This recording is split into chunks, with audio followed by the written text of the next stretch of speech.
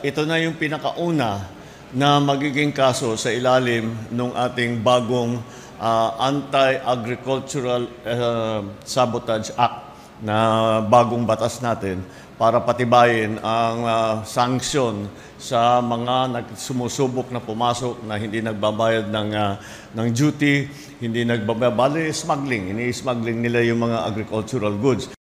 Pinangunahan ni Pangulong Ferdinand Marcos Jr. kaninang umaga ang inspeksyon sa 178.5 billion pesos na halaga ng nakumpiskang frozen mackerel na ipinuslit mula China sa Manila International Container Terminal o MICT.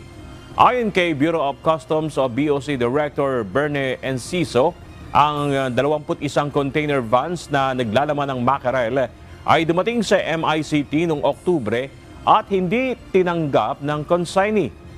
Iniulat din na wala itong mga requirements tulad ng sanitary at phytosanitary import clearance. Iniutos naman ni DA Secretary Francisco Chu Laurel Jr. sa Bureau of Fisheries and Aquatic Resources na magsagawa ng mga pagsusuri upang tiyakin ang kaligtasan ng mackerel para sa konsumsyon ng tao.